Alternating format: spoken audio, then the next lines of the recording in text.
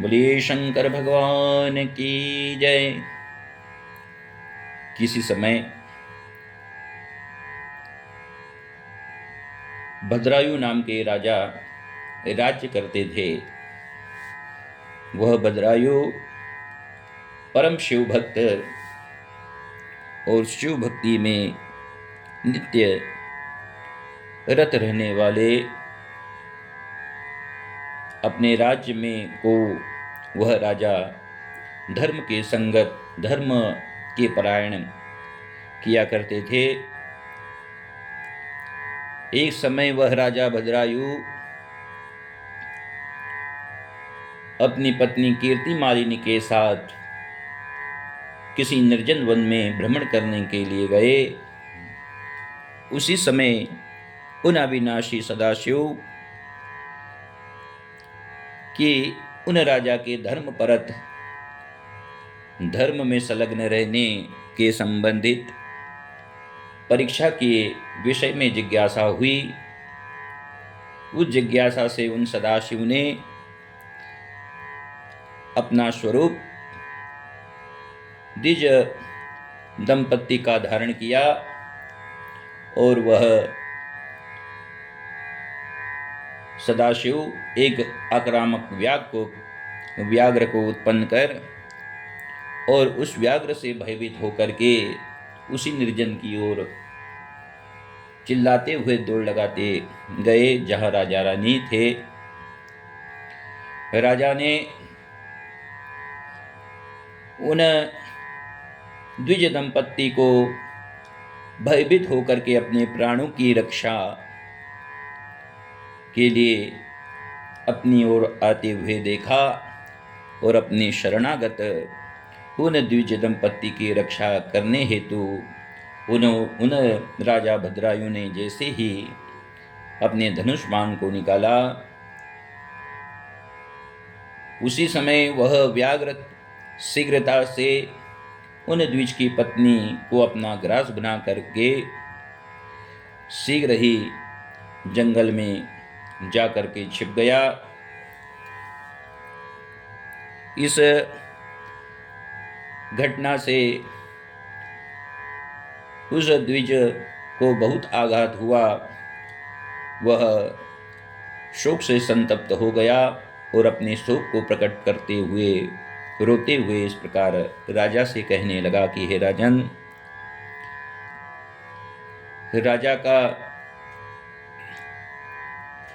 यह दायित्व है कि वह अपने शरणागत आए हुए किसी भी प्राणी की रक्षा के लिए अपना सर्वस्व निछावर कर दे, अपने धन, यहाँ तक कि अपने प्राणों की भी आहुति दे दे। और इस प्रकार का कृत्य न करने वाला राजा के लिए यह कहा गया है कि उस राजा को शीघ्र ही मृत्यु को ग्रहण कर लेना चाहिए, क्योंकि उस राजा के लिए यही हितकर या श्रेयस्कर है। राजा भद्रायु विप्र के वचनों को सुनकर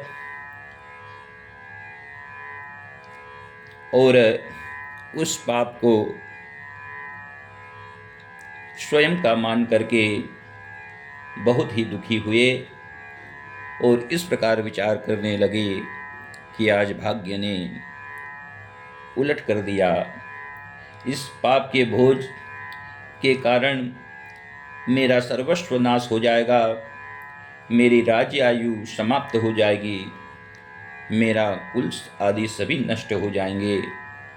इस प्रकार विचार करते हुए उन राजा भद्रायु ने उन द्विज के पास जाकर के उन द्विज से बोले, हे विप्र, हे ब्राह्मण,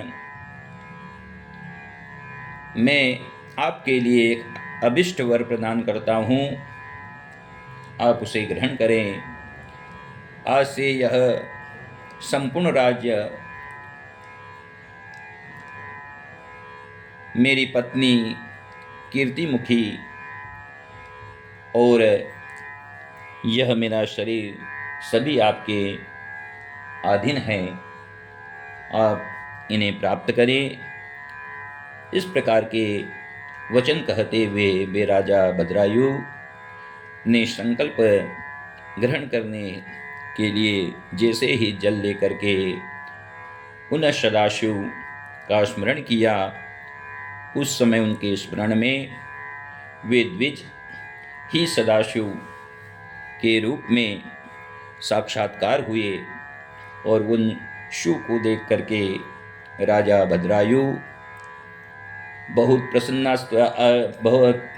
राजा भद्रायु अंतःकरण से प्रसन्न होकर के और भगवान सदाशिव की भक्ति और भाव से अपने नेत्रों